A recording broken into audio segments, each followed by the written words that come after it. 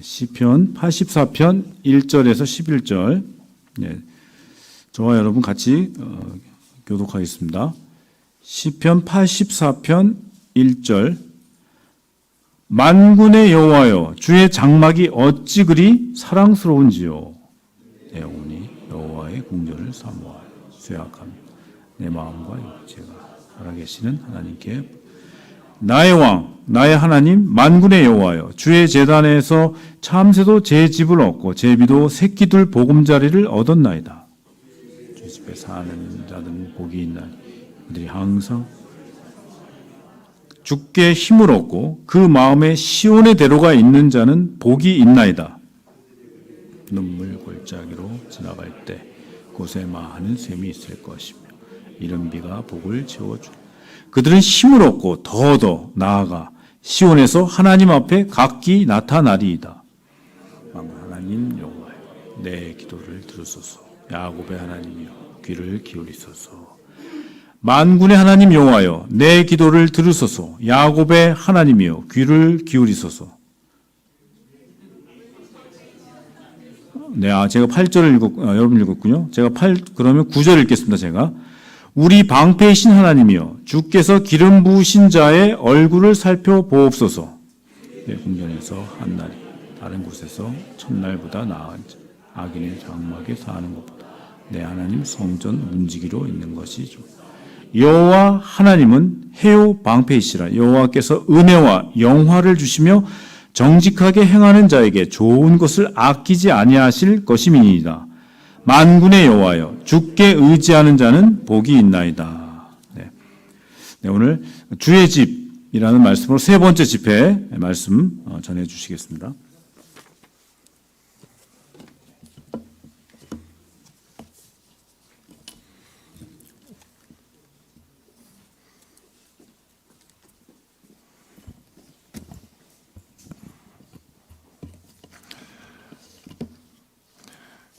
본문에 보면은 1절에는 주의 장막이 어찌 그리 사랑스러운지요.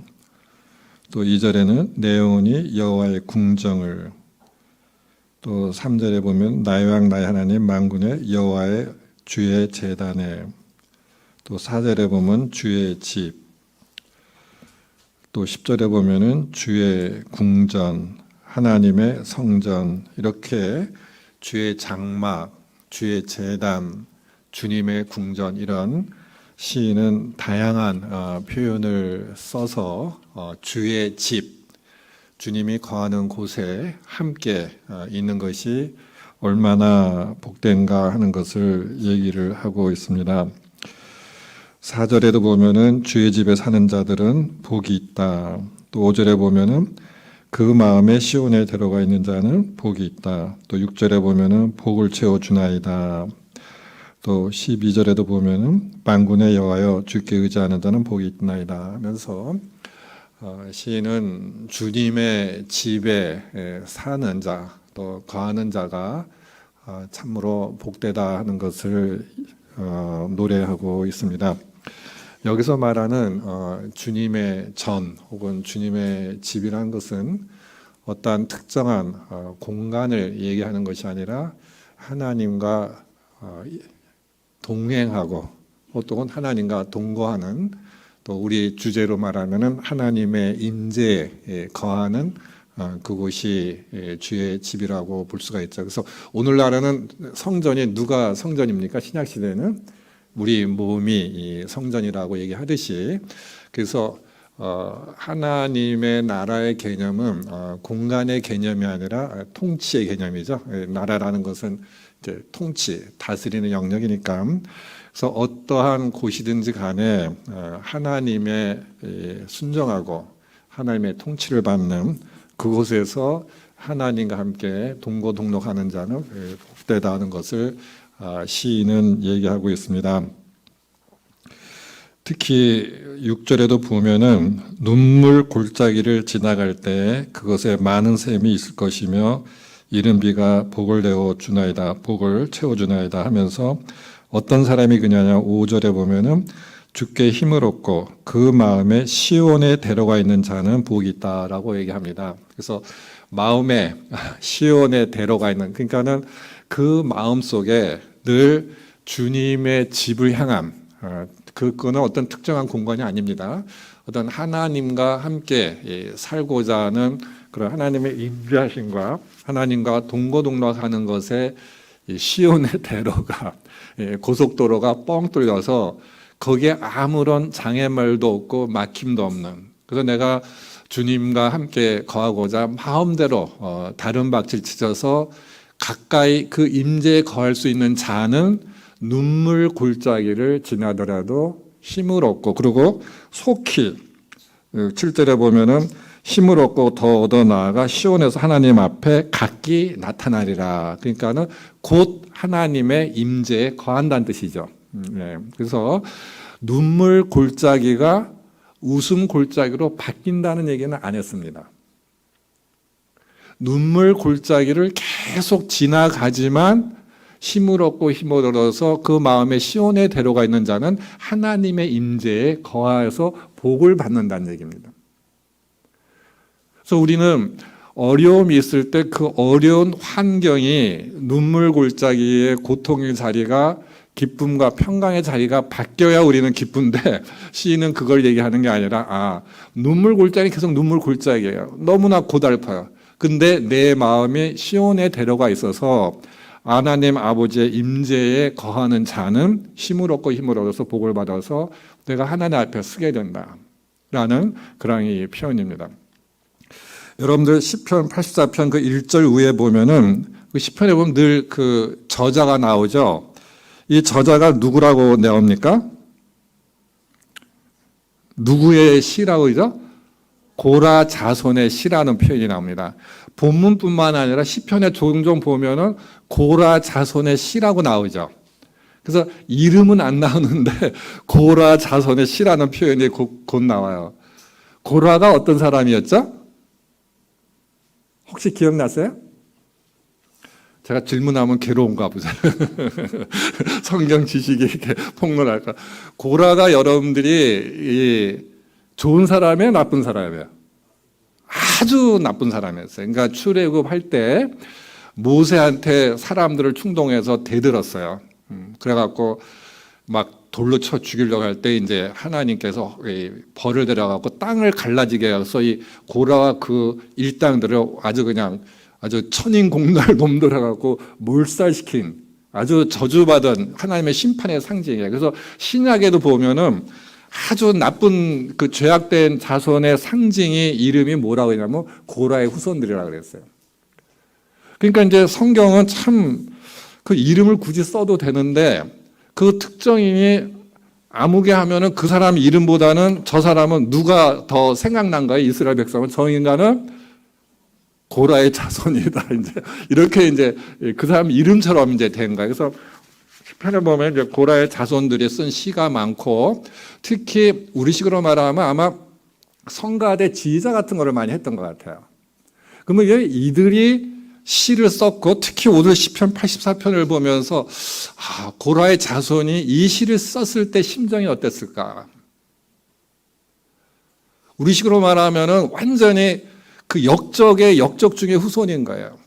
내가 이렇게 다니면은 김호일이라고 부르는 게 아니라 저 아무개 역적의 자식, 네 집 새끼, 다음에 심한 욕까지 했겠죠. 그게 늘 따라다니는 이름이었어요. 그러면 이 고라의 자손들이 이 땅에서의 삶이 얼마나 고달팠겠어요. 무슨 말인지 이해가 되죠? 그 사람의 혈통과 사회적 신분이 뭐 어쨌든 이 뒤에 늘 붙어 다니는 뭐 주홍국 씨처럼 그게 이제 완전 붙어 다니는 거예요. 그 고라의 자손이 썼기 때문에 이 시편 84편이 더 우리는 마음에 와요. 저 사람이 이 땅에서 성가대 지휘자를 하든 뭘 하든 얼마나 마음의 상처와 이게 심했을까. 그러니까 그 사람은 그 영혼이 누구한테 달려가는 겁니까? 하나님과 함께 살고 싶은 그 마음의 시온의 대로를 늘 달려가는 거예요. 그러니까 자기네 현실이 지금 하루하루가 무슨 골짜기인 겁니까? 눈물 골짜기를 지낼 수밖에 없는 거예요. 눈물을 흘리면서 눈물을 삼키면서 그렇게 지낼 수밖에 없는 현실이지만은 여호와 아버지 하나님이 나를 사랑하고 나를 안으시고 두 손 들어 지금 나를 기다리고 계시는 그것을 향하여서 내 영혼이 달려갈 때 내가 힘이 나고 그것 자체로 복을 받고 그것 자체로 내가 곧 눈물 골짜기를 다니지만은 하나님 앞에 나타난다 그랬죠. 하나님 앞에 나타난다는 건 뭐예요? 곧 내가 하나님과 동거하고 하나님의 현존과 하나님의 임재에 거하게 된다는 겁니다. 오늘 그것이 이 시인의 저자는 복이라고 얘기를 합니다. 그래서 이 시간에 우리 식구 여러분들하고 나누고자 하는 말씀은 진정한 복이고 우리 신앙생활이 무엇을 추구해야 되느냐, 무엇을 추구해야 되느냐, 이것을 말씀을 드리고자 합니다. 시편 27편을 보겠습니다.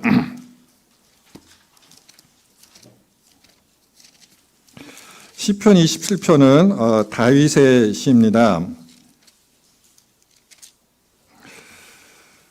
시편 27편 여호와는 나의 빛이요 나의 구원의 진이 내가 누구를 두려워하려 이렇게 얘기하면서 2절에 보면 악인들이 내 살을 먹으려고 내게로 왔으나 나의 대적들 나의 원수들, 또 3절에 보면 군대가 나를 대적하고, 또 5절에 보면 환난 날에, 또 보면 6절에 보면 원수들, 또 11절에도 원수, 12절에 대적을 하면서 다윗은 고난의 종입니다. 그렇죠?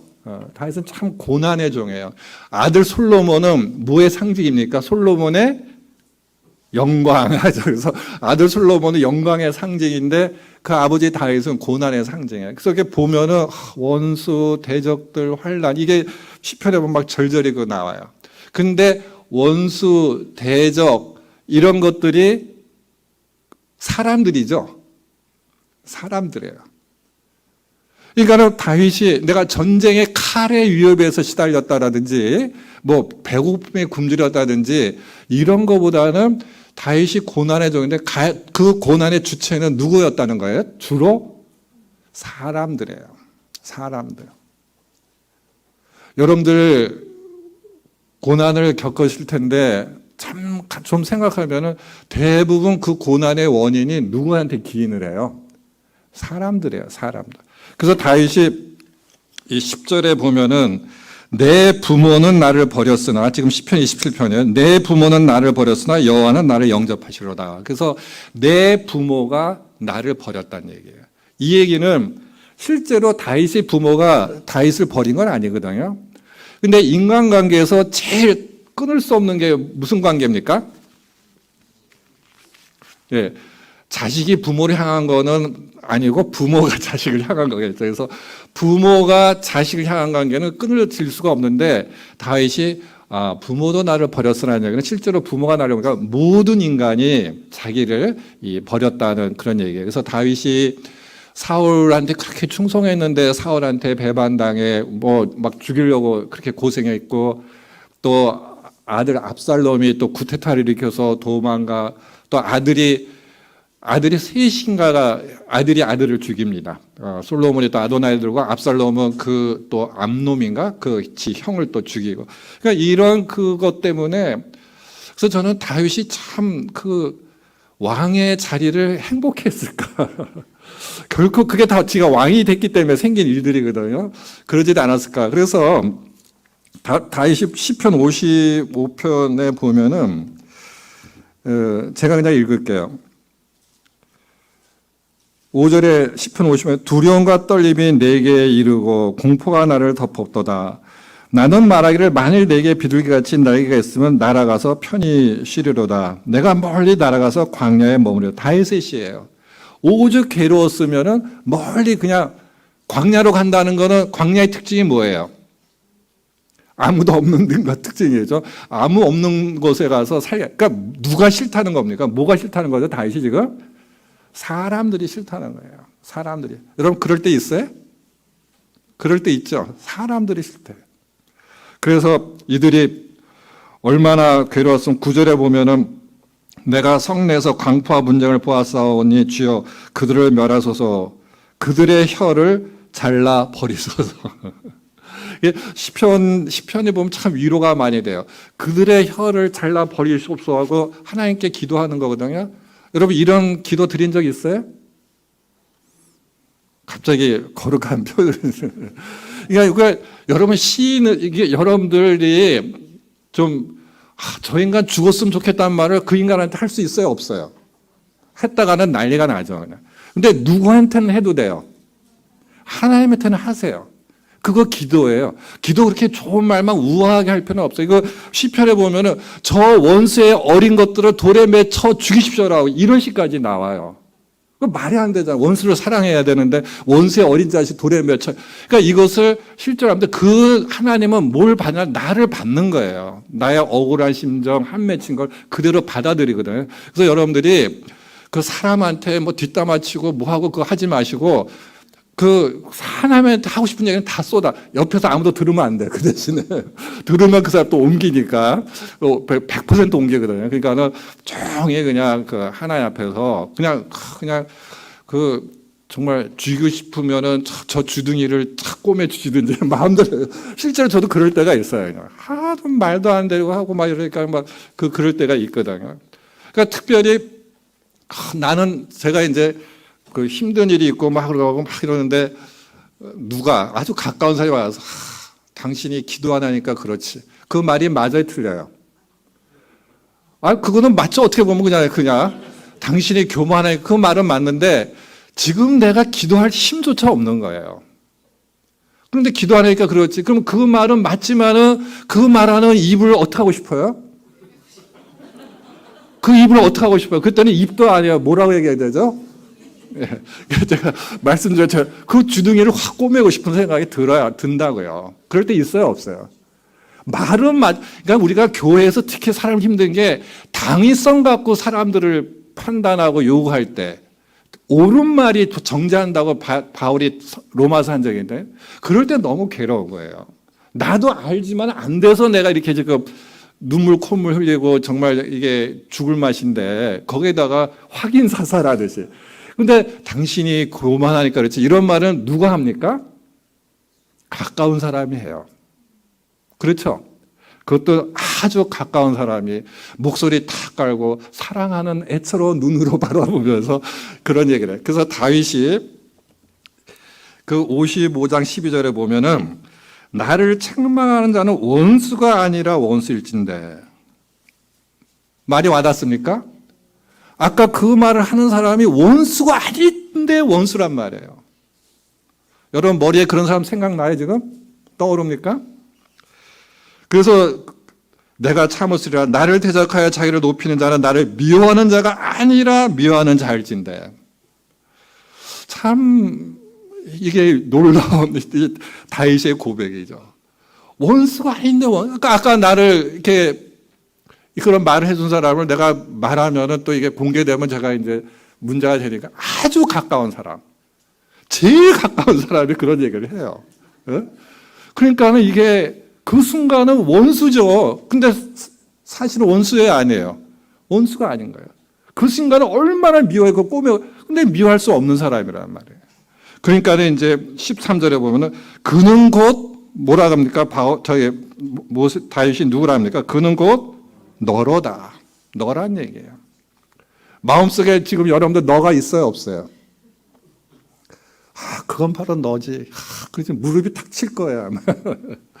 나의 동료, 나의 친구, 나의 가까운 친구다.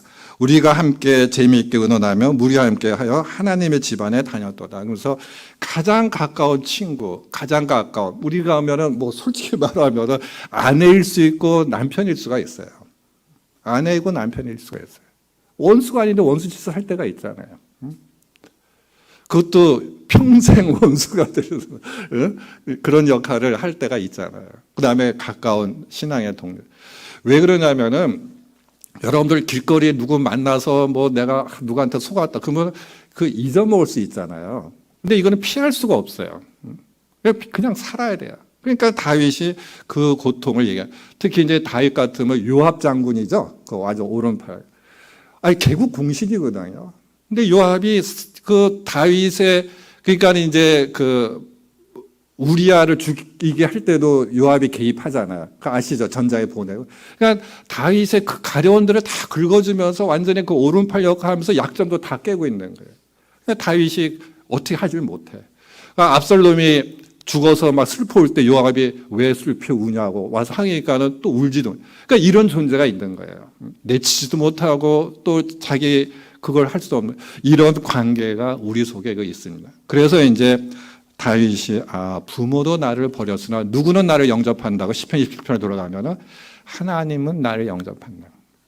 그러니까 세상에 다윗이 정말 하나님 같은 분이 없구나. 그래서 이제 시편 27편에 돌아서 1절에 보면 여호와는 나의 빛이요 나의 생명의 능력이시다. 그러니까 정말 하나님만이 나의 빛이고 생명이라는 얘기예요. 그러면서 이제 4절에 보면 위대한 고백을 하는데 여러분들 제가 질문을 여러분들 제가 질문하는데 한번 생각을 해보라는 거예요. 그러니까 그냥 말씀을 듣고 그냥 흘리지 말고 평생 소원 한 가지 있어요? 있는 분 한번 손들어서 얘기해 보세요. 평생 소원 한 가지.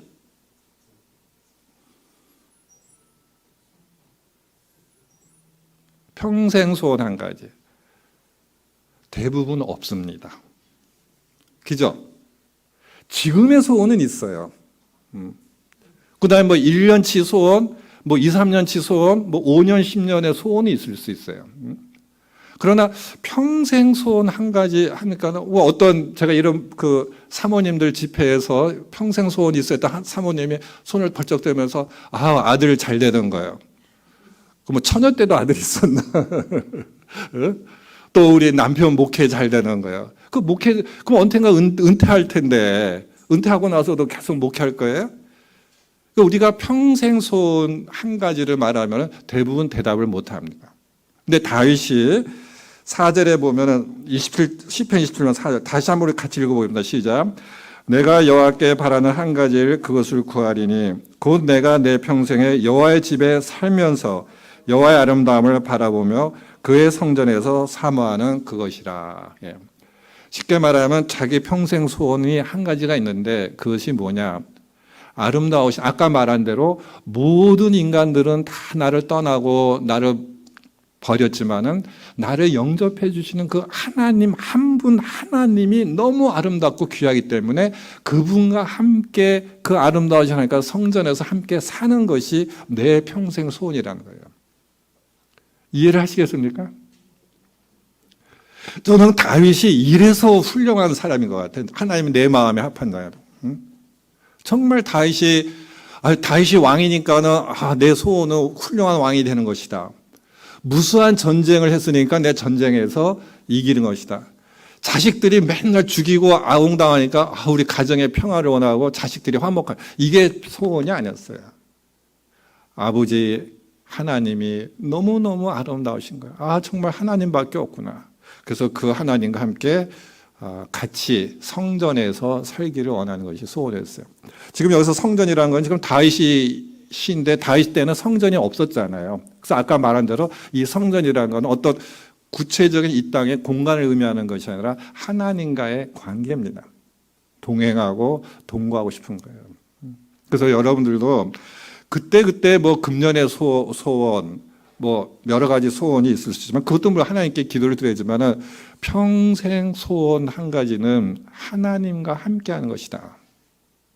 이 다윗의 평생 소원이 우리의 소원이 되기를 바랍니다.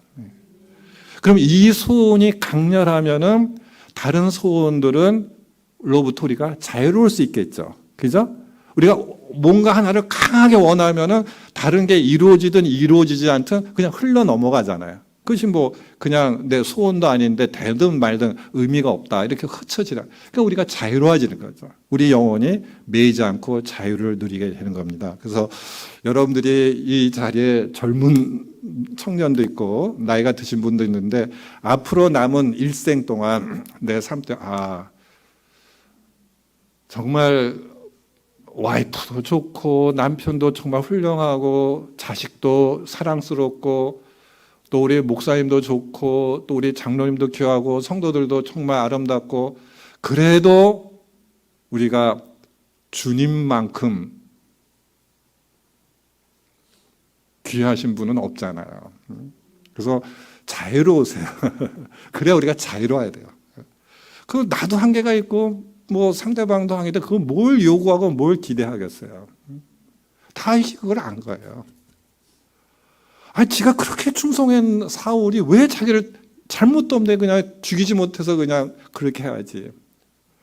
그 어떻게 이룬 나라인데 어떻게 되는 왕이 됐는데 이제 살만하고 나라가 안정이 될까 하니까 왜 아들이 또 쿠데타를 일으킵니까? 그래서 야반 도주를 하잖아요. 그러니까 그 원통하죠. 이거를 다 겪은 다윗이 부모도 나를 버렸으나 하나님은 나를 영접하는구나 하면서 그 노래를 합니다. 그러면서 이제 8절에 보면 너희는 내 얼굴을 찾으라 하실 때 내가 마음으로 주께 말하되 여호와여 내가 주의 얼굴을 찾으리이다 하면서 좀 더 하나님의 주의 집을 주님의 임재를 성경에서 특히 시편에서 지박적으로 표현한 게 주의 얼굴 혹은 주의 얼굴빛, 주의 광채입니다. 우리 찬송가에도 보면은 주의 얼굴 배울 날을 뭐 이런 찬송가가 많이 나오잖아요. 그러니까는 하나님 임재의 성경적인 상징의 그 어떤 표현이랄까요? 그는 주의 얼굴빛입니다. 시편 80편을 보겠습니다. 시편 80편에 보면은 3절에 하나님이여 우리를 돌이키시고 주의 얼굴빛을 비추사 우리가 구원을 얻게 하소서. 7절에 만군의 하나님이 우리를 회복하여 주시고 주의 얼굴에 광채를 비추사 우리가 구원을 얻게 하소서.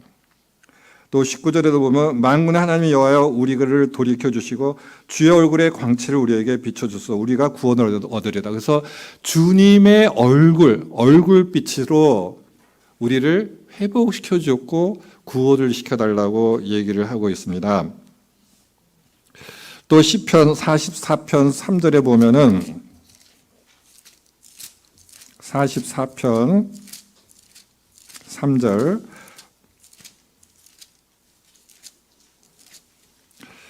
그들이 자기 칼로 땅을 얻어 차지하며 아니요 이스라엘 얘기죠. 이것도 고라의 자손의 시입니다.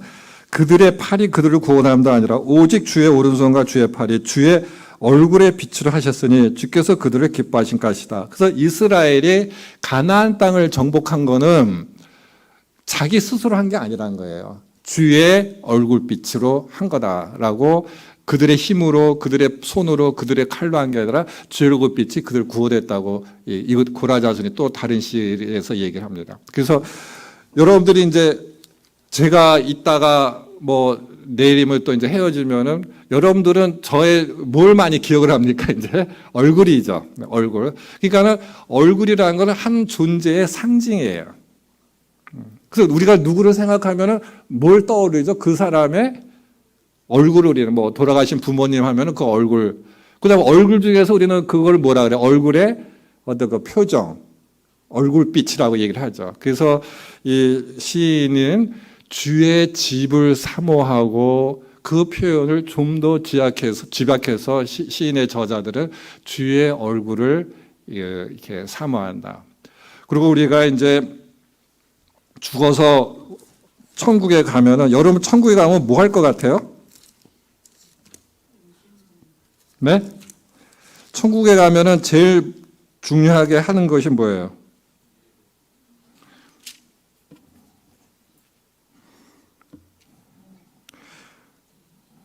천국에 가면은 여러분 뭐를 제일 바라요? 뭘 하기를 원해요?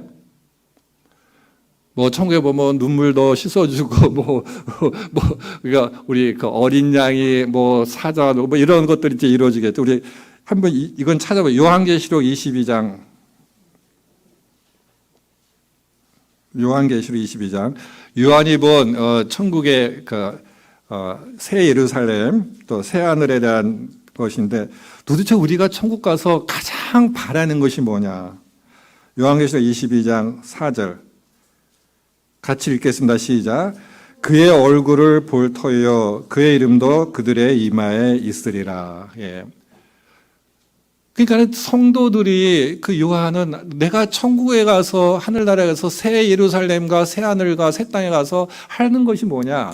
주님의 얼굴을 본다는 거예요. 주님의 얼굴을 본다. 이것을 소원해하고 그것을 기뻐하고 바라고 기다린 겁니다.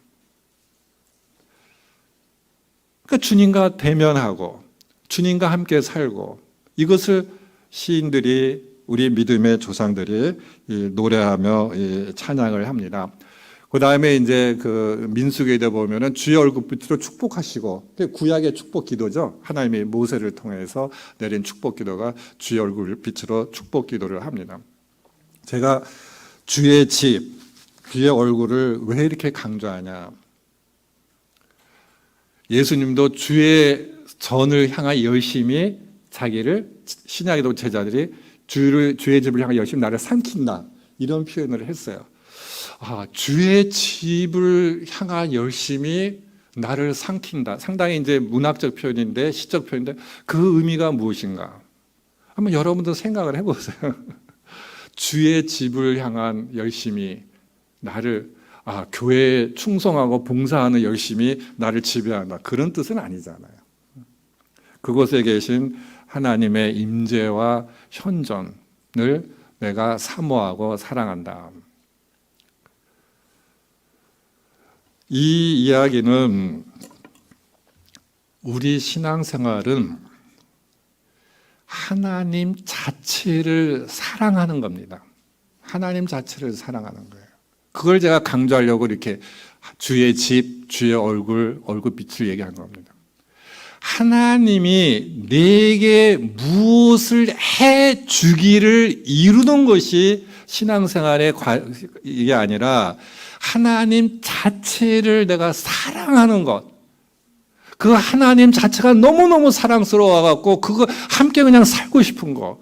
그 열심히 목마른 목마른 사슴이 시냇물을 사모하는 그 애타는 목마름으로 그것을 갈망하듯이 그 하나님 자체를 사랑하는 거예요. 여러분들 인간관계가 누군가 나 자체를 있는 그대로 사랑해 주기를 봐야지 내가 뭘 해줘서 사랑한다면 그거는 거래잖아요. 우리는 너무나 이 시장 경제, 시장 체제에 살고 있어갖고 너무나 우리는 주고받는 게 많아요. 내가 이만큼 교회에 봉사했으면 교회에서 남이 이만큼 해줘야 되고 내가 이만큼 하나님께 헌신했으면 하나님 나한테 뭘 해줘야 되고 이 거래 관계가 너무 심해요. 그래서 프란치스코 교황이 우리의 영성의 가장 큰 위는 소비주의, 영적 소비주의란 말이 썼어요. 소비주의. 투자하고 봉사하고 얻고 이만큼 하고 내가 누려야 되고 이 주고받는 거래 관계가 우리 영성에도 이 자본주의 시장 경제에 너무 우리는 이 DNA가 다 있어가지고 이게 너무 강한 거예요. 그러지 말고 하나님을 있는 그대로 사랑하는 거예요. 있는 그대로. 누가 내가 망가졌든 내가 뭐 잘났든 있는 그대로 받아주기를 우리는 그래야 내가 평안을 누리고 기쁘잖아요. 그래서 이 많은 시인들이 하나님 자체를 사랑하기를 원하는 겁니다. 뭔가를 해주는 그것을 바라는 것이 신앙생활이 아니진 않습니다. 예를 들면은 하나님께서 믿음의 조상 아브라함을 불렀습니다. 그래서 창세기 12장에 보면은 아브라함을 부르면서 뭐라고 불렀죠? 왜 아브라함을 불렀습니까? 내가 너한테 뭘 준다 그랬죠? 아브라함의 가장 큰 현실적인 문제가 뭐였어요? 하나님이 부름을 받을 때 75세 때 자식이 없는 거였잖아요. 늙었고 아내는 이제 잉태를 못하고. 그러니까 아브라함의 가장 절박한 문제는 자식이 없는 현실적인 문제였어요. 그래서 그거를 아시는 하나님이 아브라함한테 뭘 주겠다고 부릅니까? 자식을 주겠다고 부르는 거예요. 일종의 이제 나쁜 말, 자식을 줄 테니까 나를 따라 꼬신 거죠. 분명해요. 그럼 아브라함도 하나님을 왜 따라갔어요? 믿음이 엄청 좋아서 따라간 거예요. 솔직히 아브라함이 하나님을 왜 따라갔죠? 자식을 준다고 하니까 자식 얻으려고 따라간 거가 분명해요, 그거는. 그래서 하나님과 아브라함이 만난 거예요. 그러고 나서 계속 하나님은 아브라함한테 아무것도 안 주니까는 하나님은 준다. 그러니까 아브라함은 준다고 했는데 쓸데없이 왜 안 주냐. 이스마엘이나 뭐 상속자로 생각했다. 그 전에 다메섹 엘리에서는 상속자가 아니다, 또 준다. 그러면서 하나님과 아브라함의 관계는 계속 무슨 아브라함이 하나님을 믿고 엄청난 믿음이고 이걸로 유지되는 게 아니라 자식 줄게. 예, 주십시오. 빨리 주십시오. 아니, 기다려. 이런 관계를 계속 유지가 됩니다. 그래서 25년이 지난 100세가 돼서 하나님이 아들을 줬어요. 그게 누구죠? 이삭을 이제 줬어요. 아들을 가졌어요. 그런데 이제 몇 년이 지나서 정확히는 모르지만은 하나님이 아브라함에게 뭘 요구하죠? 이삭을 어떻게 하라고요?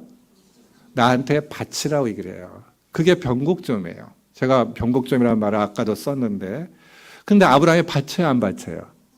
주저없이 바칩니다. 그럴 때 하나님이 뭐라 그러죠? 이제야 내가 나를 경외하는 줄을 안다. 그러면서 인정해요. 그러면은 보세요. 하나님이 우리에게 원하시는 거는 뭐예요? 우리가 이삭을, 자식을 내가 절실히 현실에 필요한 것을 얻는 것을 원하는 거예요? 아니면은 하나님 자체를 사랑하는 걸 원해요? 아브라함 믿음의 조상이잖아요. 우리가 믿는 믿음이 뭐란 거를 보여준 사람이에요. 하나님 자체를 사랑하고 하나님 자체를 의지하고 순수하는 사랑관을 하나님은 원하시는 거예요. 그런데 그 전 단계로 하나님이 우리는 어떤 분인지 처음에는 모른단 말이야. 그죠? 어느 날 갑자기 하나님이 아브라함에 나타나서 너 나를 따르라 할 때 아브라함이 누가 뭐 막말 귀신 신하라 까먹는 소리지. 웬 하나님이 나타나서 한다고 하겠어요? 안 따라가죠? 그러니까 하나님이 이삭을 줄 때까지 25년. 그 다음에 이삭이 어느 정도 컸죠. 이렇게 그러니까 아마 10대 중반 됐을 것 같아요. 성경에 정확히 나오지 않지만 지가 이걸 메고 가잖아요. 장작을 메고 가고. 근데 아주 큰 것 같지는 않고. 그러면 한 15세로 칩시다. 정확하진 않아요. 그러면 25년에 얻고 한 40년 걸린 거예요. 75세 부름을 받아갖고. 그 40년 동안 하나님은 때를 따라 아브라함의 믿음이 성장하기를 기다린 거죠. 그래서 제가 말씀을 드리고자 하는 거는 하나님이 나의 필요를 채워주시는 그런 분인 것을 믿고 사는 것이 신앙생활이 아니지는 않아요. 아브라함이 이삭을 드리기 전까지 신앙생활을 안 했다고 볼 수는 없어요. 하나님을 사랑하고 믿고 따르고 그 관계는 유지. 그런데 제가 첫날부터 했지만 그것이 우리가 믿는 기독교 신앙의 궁극적인 목표는 아니에요. 이해를 하시겠습니까? 하나님이 내가 하나님을 잘 모르고 하나님을 신뢰할 만한 분도 잘 긴가민가 하니까는 우리 삶 속에서 그래 나는 너를 이렇게 사랑해. 누구도 다 버렸지만 나는 너를 이거를 체험 속에서 보여줍니다. 삶 속에. 그런데 우리는 잘못된 신앙이 뭐냐면 끝까지 그 상태로 가는 거예요. 끝까지 나의 하나님은 나의 필요를 채워주시는 분이지 라고 가는 게 문제라는 거예요. 이 구별이 되시죠? 나의 필요를, 절박한 필요를 하나님께 요청해서 해결해 주시는 것이 믿음이 아니다. 이렇게 제가 극단적으로 얘기하는 건 아니에요. 뭐 어떻게 우리가 그럴 수는 없잖아요. 인간이 한계가 있는데.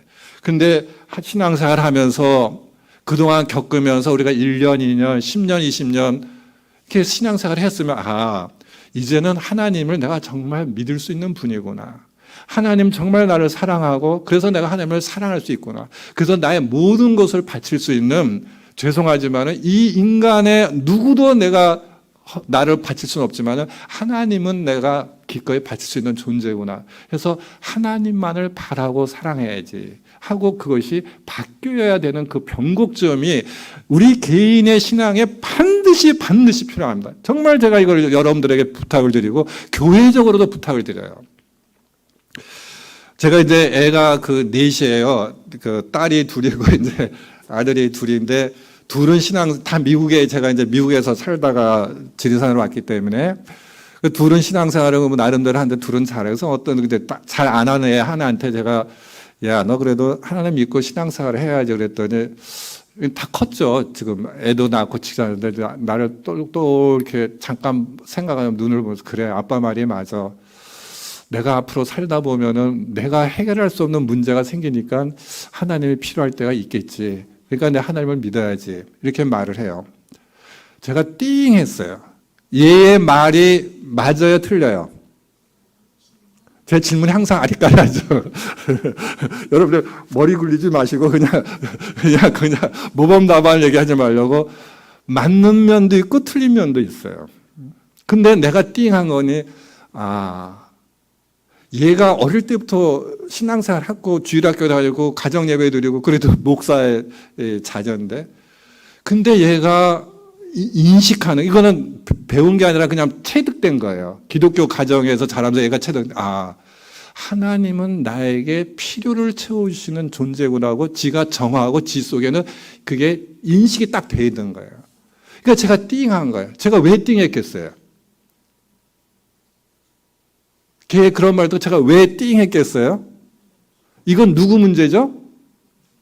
걔 문제입니까? 내 문제입니까? 내 문제예요. 내가 보여준 신앙이, 내가 믿는 하나님의 모습이 얘는 그렇게 인식이 된 거예요. 그래서 내가 띵하고, 이것을 내가, 이게 엄청난 문제구나 하는 걸 제가 느꼈어요.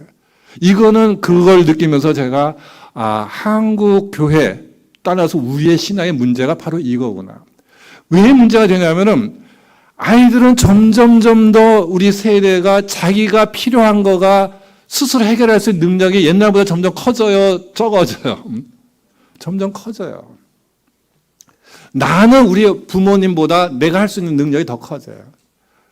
제 어머니가, 제가 사남매 막내인데 한 명 덕분에 피가 나가고, 제 막내니까 제 어머니 옆에 제일 같은 이부자리에 제일 늦게까지 있었을 거예요. 그럼 어릴 때 그냥 사남매 도시락 싸주고 밥 해야 되니까 교회는 못 가시면 새벽에 일어나서 혼자 그냥 일어난 자리에서 엎드려서 베개 끌어안고 맨날 들었겠죠. 제가 들으면서 컸거든요. 그러면 그 어머니가 피나 나갖고 뭐 갖고 기도하겠어요. 그냥 내 자녀 잘 되게 하고, 저희 아버님 이제 교회 신앙이 잘 없었으니까 그 기도를 늘 이제 들으면서 이제 자랐죠. 그러니까는 저희 어머니는 저보다 현실적으로 필요한 게 더 많았던 세대예요. 그거를 계속 기도를 한 거예요. 그래서 우리는 하나님이 축복을 해서 한강의 기적도 이루고 보릿고개도 넘기고 이렇게 살았다. 그것이 어느 편에는 맞죠. 그런데 이제는 제가 이것이 이제는 그 어떤 변곡점에 와 있구나. 우리가 저를 포함해서 우리 믿음의 선배들이 하나님은 나의 필요 때문에 믿는 분이 아니라 하나님 자체를 사랑하고 경외하고 존중하고 내가 정말 온 힘을 다해서 공경하는 그런 존재라는 것을 내 신앙과 삶에서 후손들한테 보여주지를 못하면은, 후손들은 성경이나 그냥 신학이나 설교에서 듣는 게 아니라 당신들이 그렇게 살아가고 당신들이 위기에 처했을 때 하나님을 부르고 그런 걸 봤는데 나는 위기의 삶이 없는 거예요. 현실적으로. 어느 날 갑자기 무슨 암에 걸린다든지 가정에 큰 문제가 있는데, 그렇다고 하나님 믿게 해달라고, 하나님 찾게 해달라고 자녀들에게 치명적인 환란이 임하게 하소서라고 할 수도 없잖아요. 그게 그 말이 또 모순이잖아요. 그게. 그래서 저는 그래서 제가 띵했다. 이건 엄청난 문제고, 이거를 바꾸는 게 또 쉽지는 않잖아요. 우리의 습관된 것. 그러니까 이제 젊은이들 보고 왜 교회 안 나오냐, 왜 하나님 안 믿냐. 그래서 내가 걔한테 할 말이 없는 거예요. 그걸 대화로 설득하고 해서 내가 윽박지르겠어요. 물론 내가 그동안 수십 년 동안 살면서, 걔가 이제 40 가까이 됐는데 40년 동안 애비라고 보여준 그 신앙이 이건데, 어느 날 몇 시간 윽박지른다고 저 아버지가 이제까지 그렇게 나한테 보여주고 왜 또 이상한 소리 하냐, 이렇게 되겠죠. 관계가 더 나빠지겠죠. 그래서 제가 늦기 전에 빨리 하나님 자체를 사랑하고 하나님 자체를 숭과, 그래서 제가 이제 어떤 수도적인 영성에 관심을 갖고 바로 여기 오기 지난주까지 이제 프랑스의 수도원을 가서 며칠씩 묵은 거예요. 여러 군데 쓰면서. 그 수도사들이 어떻게 사는가. 하루에 7번씩 이제 기도회도 하고 예배도 드려. 우리 미사죠. 저 사람들은 그냥 잠재의식까지 그냥 하나님의 임재로 바뀌겠구나 하는 그걸 느꼈어요. 물론 수도원 제도나 그건 병폐도 많았지만은. 그래서 정말 제가 그냥 그냥 할 말을 잃었어요. 내 헌신과 내가 그리스도와 주님에 대한 어떤 이 태도가 얼마나 이기적이고 자기중심적이었나. 그래서 우리가 뭐 수도사가 되고 수도원 운동을 해야 된다는 건 절대로 안 해요.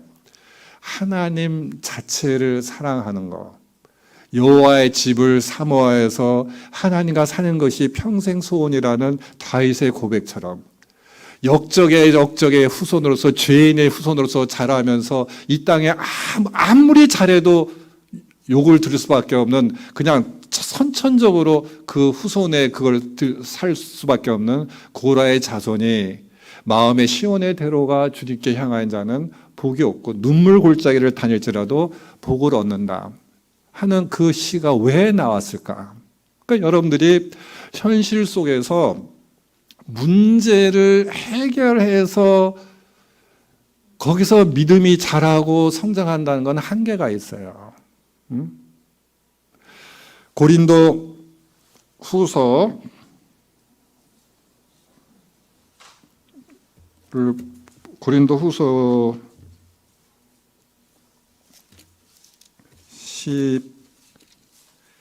12장에 보면은 바울의 이제 기도가 있습니다. 12장 7절에 보면은 여러 계시를 받는 것이 지극히 크므로 너무 자만하지 않게 하시려고 내 육체에 가시 곧 사탄의 사절을 주셨으니 이는 나를 쳐서 너무 그러니까 바울이 육체에 가시가 있었어요. 그죠? 알고 있죠? 근데 그게 얼마나 큰 고통이었으면은 사탄의 사자라고까지 얘기를 하겠어요. 이게 너무나 괴로운 어떤 이제 뭐 학자는 이제 질병일 것이다. 뭐 어떤 학자는 무슨 근거는 뭐 간질병이었다. 뭐 이렇게까지를 얘기를 하는. 어쨌든 육체에 가시가 있었고 너무너무 고통스러워서 그것을 사탄의 사탄의 신분에까지 고백을 합니다. 이런 고통을 바울이 겪고 있었어요. 그래서 8절에 이것이 내게서 떠나게 하시기 위해서 내가 3번 주께 간구하였더니, 그래서 자기가 이것을 제하여 달라고 하나님께, 예수님께 3번 간구를 했대요. 그러니까 딱 하나 둘 3번 아니라 집중적으로 어떻게 이렇게 3번쯤 이렇게 기도를 했다는 얘기죠. 9절에 그렇게 기도를 했더니 주님의 대답이 온 거예요. 9절에 나에게 이르기를 내 은혜가 네게 족하다. 내 은혜가 네게 족하다. 그러니 이 말을 듣고 바울이 다시는 그거를 기도하지를 않았어요. 3번 기도하고 기도하지 않았어요. 내 은혜가 네게 족하다. 이 말이 맞잖아요, 바울에게. 지금 엄청난 고통에 이 사탄의 사자와 같은 고통이 있어서 육체에 가셔서 기도를 했는데 하나님이 낚였더니 야, 내가 너한테 베푼 은혜가 얼마나 많은데 내 은혜가 족하지 않냐. 그 바울이 그거를 인정할 수밖에 없지 않겠어요? 사울 시절에 그렇게 교회를 핍박했고 그렇게 많은 은혜를 베푸는데 내 은혜가 너한테 족하지 않냐? 근데 왜 너가 그거를 요구하냐? 뒤에 보면은 이제 그 가시를 통해서 너를 겸손하게 만들고 약한 데서 강함이 난다. 이 설명은 좀 있어요. 왜 그 의미가 있는지. 여러분들 사탄의 사자와 같은 고난과 육체의 가시와 그런 사람과 사건과 상처가 있다 하더라도 거기에 매이지 마세요. 정말 부탁드립니다. 한 3번쯤 기도하세요. 안 할 수는 없고 너무 괴로우니까 3번쯤 기도하시고 주님의 음성을 들으세요. 내 은혜가 네게 족하다. 여러분들 그래도 아직 주님의 은혜가 나한테 족하지 않는데라고 감히 말할 수 있는 사람이 있어요? 없어요? 있어요? 없어요. 당신의 생명까지 내걸고 우리를 구원해 주는데 우리가 누가 감히 당신이 내게 베풀 은혜가 나한테는 부족합니다. 내가 이렇게 충성했으니까는 당신 나한테 더 해주셔야 됩니다. 이럴 인생이 누가 있겠어요? 그래서 제가 자꾸 이제 그 주의 집, 주의 얼굴, 다시 말하면 주님 자체로 우리의 관심이 바뀌기를 바라는 뜻에 오늘 3번째 강의를 자꾸 합니다. 그게 이제 하나님의 임재입니다. 절박한 문제가 바울이 오죽하면 사탄의 사자까지라고 얘기를 했겠어요. 그리고 3번 기도를 했다는 것은 아마 3번 정도 집중적으로 그걸 기도했겠죠. 한 달씩 했든지 일주일씩 했든지. 그런데 하나님의 음성이 들린 거예요. 내 은혜가 네게 족하지 않냐. 뭘 그거를 원하냐.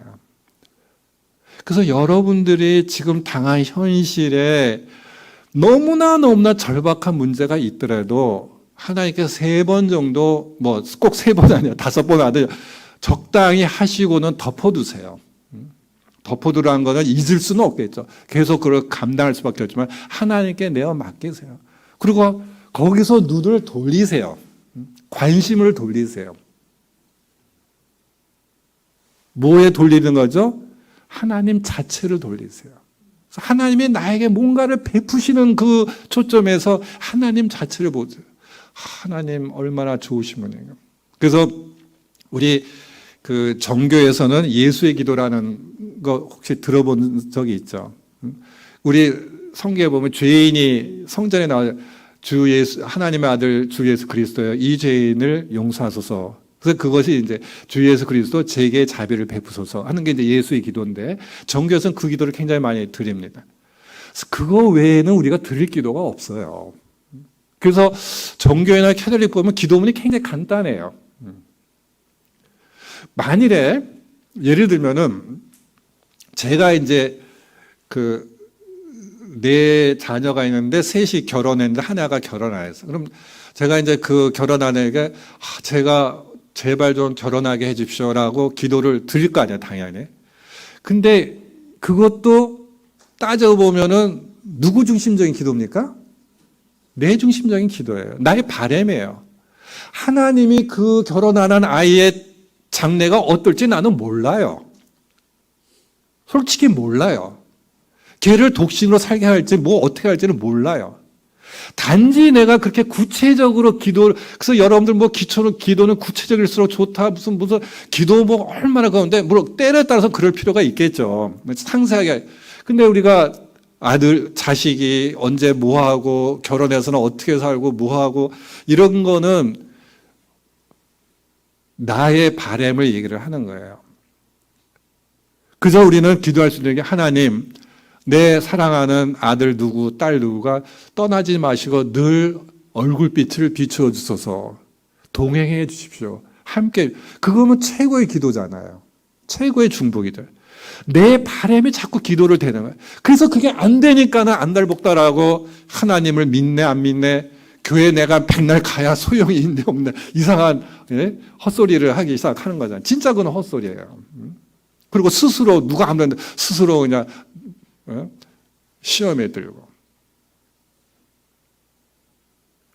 그래서 여러분들이 절박한 문제를 하나님이 아세요, 몰라세요? 아세요. 그거에 대해서 침묵하면은 침묵하는 나름대로 하나님의 뜻이 있는 거예요.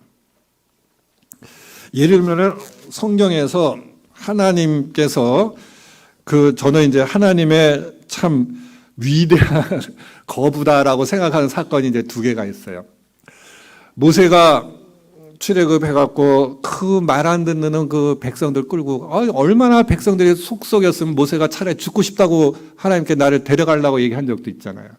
그러니까 그래서 어쨌든 그 백성들 끌고 가나안 땅에 가까이 옵니다. 그래서 이제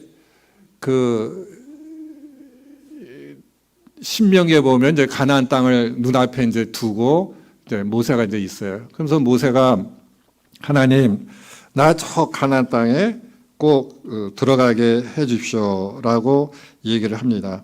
근데 하나님이 너는 들어갈 수 없다 얘기하죠. 근데 왜 들어갈 수 없다고 얘기를 하죠? 성경에는 모세가 왜 그 돌로 반석을 내라고 했는데 쳐갖고 그래서 이제 못 들어가게 한다고 성경에는 그렇게 기록이 되어 있죠. 근데 그것이 여러분들이 만일에 하나님의 합한 그 선지자 모세가 계속 충성했는데 성질내서 돌 한번 두들겨 그 성질 부린 것 때문에 가나안 땅을 못 간다는 그런 하나님이라면은 굉장히 야속한 하나님이죠. 그렇죠? 그런 하나님을 우리가 어떻게 믿겠어? 우리는 모세보다도 수없이 성질내고 화 뿌리고 막 신경을 내고 그러는데 우리는 뭐 언감생심이죠. 그렇다면. 근데 그거는 저는 그렇게 이해를 해요. 성경에는 없지만은 하나님이 모세로 하여금 가나안 땅에 못 들어가게 막으시려고 핑계거리를 삼은 거라고 저는 생각을 해요. 핑계거리예요. 근데 모세는 너무너무 가고 싶은 거예요. 그 가나안. 그리고 출애굽한 사람들 누구보다도 가나안 땅을 차지할 수 있는 정당성이 누구한테 있죠? 모세한테 있는 거예요. 그래서 이제 신명기 3장 제가 읽을게요. 26절에 보면은 여호와께서 너희 때문에 내게 진노하사 내 말을 듣지 아니하시고 그거예요. 내게 이르시기를 그만해도 족하니 이 일로 다시 내게 말하지 말라. 이거 잘 그려주세요. 하나님 모세에게 그만해도 족하니 이 일로 다시 내게 말하지 말라. 그러니까 자기 가나안 땅에 들어가는 허용해둔 걸로 족하니까 더 이상 말하지 말라. 이거는 누가 누구한테 오히려 부탁하는 꼴이 된 거죠? 하나님이 모세한테 부탁하는 거예요. 정말 미안하다. 정말 누가 아니고 내가 생각해도 네가 가야지 누가 가겠나. 근데 미안하다. 이 일로 제발 더 이상 얘기하지 말라. 하나님이 너무 미안하고 어떻게 한 거예요? 그러니까 오히려 모세를 말리고 모세에게 이제 달래는 이런 거예요. 왜 그랬을까? 그러니까는 하나님이 모세가 가나안 땅에 못 들어가게 한 이유는 이거를 죄에 대한 벌이 아니에요. 죄에 대한 벌이 아니에요. 모세가 120살 죽을 때 건강했어요? 건강하지 않았어요? 건강했어요. 그러면 가나안 땅에 들어가서도 모세는 건강해요. 그러면은 무주공산이었던 광야보다 그 가나안 땅에는 그 원주민들이 살고 있었는데 거기 가면 모세 할 일이 더 많아요, 적어요? 할 일이 더 많아요. 그럼 모세의 역할이 더 커집니다. 그러다 보면은 모세가 신이 됩니다. 그리고 이스라엘 백성은 실제로 모세가 율법을 줬다고 이렇게 믿고 있어요. 하나님이 알아. 그러니까 하나님이 판단할 때는 지금 이때가 너와 나의 관계가 제일 좋을 때다. 그러니까 미안하지만 막말로 말하면 고려장을 시킨 거예요. 그냥 건강하고 정당성 있고 그런데 미안하다. 너와 나가 지금 네가 나한테 오는 게 제일 좋을 때다. 무슨 말인지 이해를 하세요? 그래서 그걸 막으신 거예요. 그래서 여러분들이 원하는 간절한 것이 정당성도 있어요. 나는 너무 절실해요. 그걸 하나님께 기도를 했는데 하나님이 막으시면 그냥 덮어두세요. 막으시는 것이 하나님이 나에 대한 사랑이구나라고 믿으세요. 이해를 하시겠어요? 거기에 집착을 해갖고 뭐 손아 뿌리뿌리 그거 드디어 이루어내는 것이 믿음이 아니에요. 새벽 기도하고 금식 기도하고 철야기도 드디어 내가 그거를 성취하겠다. 그러면 하나님이 뭐라고 성경에 편에 보면 너희들 그렇게 원하면은 이루어준다고 얘기해요. 하나님 뜻에 어긋나도 이루어주지만 내 영혼은 쇠약해진다고 얘기했어요. 너희들이 그렇게 때를 쓰면 내가 이루어준다. 히스기야가 어제 그 경우잖아요. 네가 눈물로 흘리니까 이루어진다. 그러나 그 영혼이 교만해지잖아요.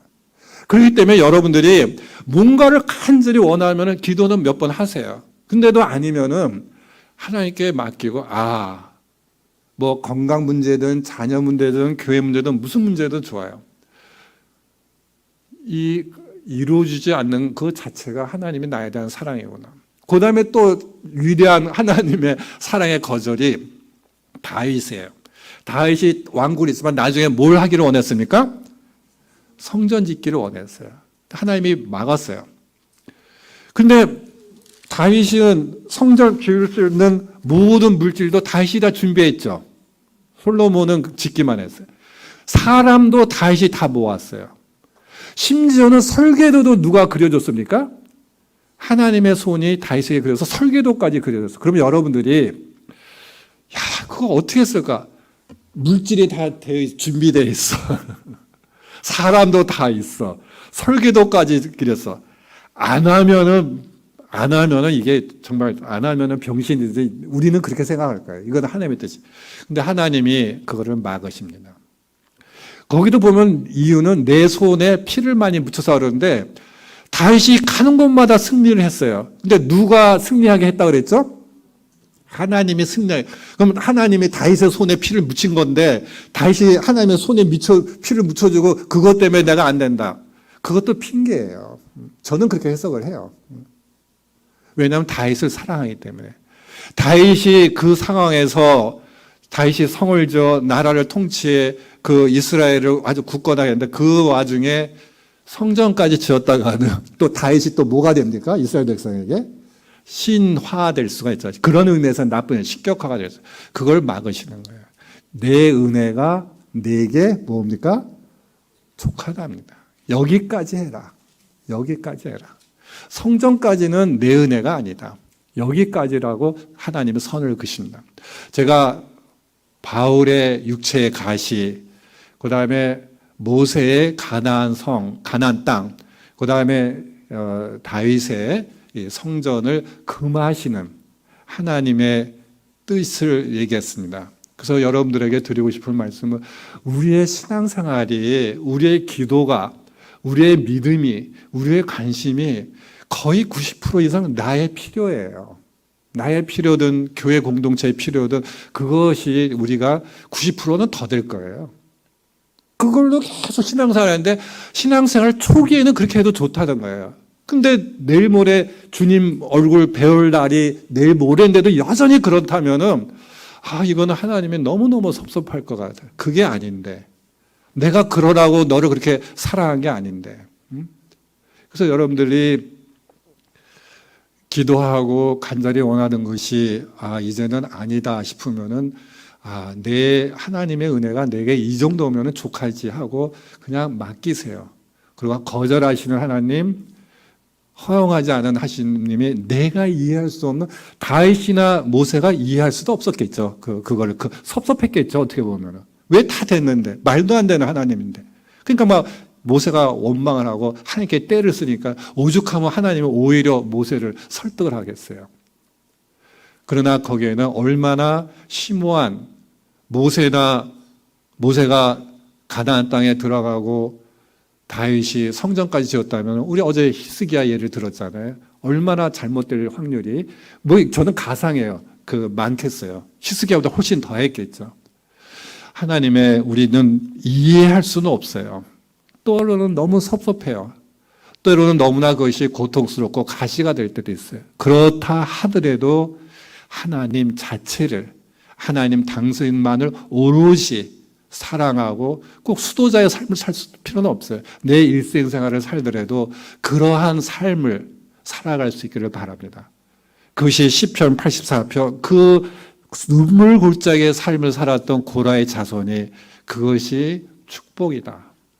하나님의 전에 여호와의 궁전에 문지기로 하루를 살더라도 좋은 집에서 천일을 산 것보다 행복하다. 눈물 골짜기를 걷더라도 그 마음에 시온의 대로가 있는 자는 힘을 얻고 힘을 얻어서 곧 아버지 앞에 나타나리라는 이 신앙의 고백이 우리 모두의 고백이 될 수 있기를 바랍니다. 기도하겠습니다. 아버지 하나님, 당신이 우리를 향한 사랑을 어떻게 우리가 헤아릴 수 있겠습니까? 헤아리기는커녕 그 사랑조차도 우리가 감당하지 못할 때가 얼마나 많이 있습니까? 감당하지 못하면서 저희들은 이것저것을 요구하며 더욱더 사랑하고 축복해달라고 때를 쓸 때가 있습니다. 아버지 하나님, 내 현실이 어떠하든지 내가 겪는 고통과 육체의 가시가 얼마나 심하든지 주님의 은혜가 내가 족하다는 그 고백으로 그 사랑에 넉넉히 이기는 힘으로 우리의 삶을 이겨낼 수 있는 저희들 될 수 있도록 도와주시옵소서. 아버지 하나님 간절히 원합니다. 이곳에 고개 숙인 당신의 귀한 자녀들이 이 보성교회 공동체가 하나님의 이루어주시는 어떠한 일이 아니라 여호와 아버지 하나님 자체를 오로지 사랑하고 그리워하고 사모하고 절절히 추구하는 그러한 신앙으로 변화될 수 있는 변곡점이 될 수 있도록 은총 베풀어 주시옵소서. 예수님의 이름으로 기도드리옵나이다.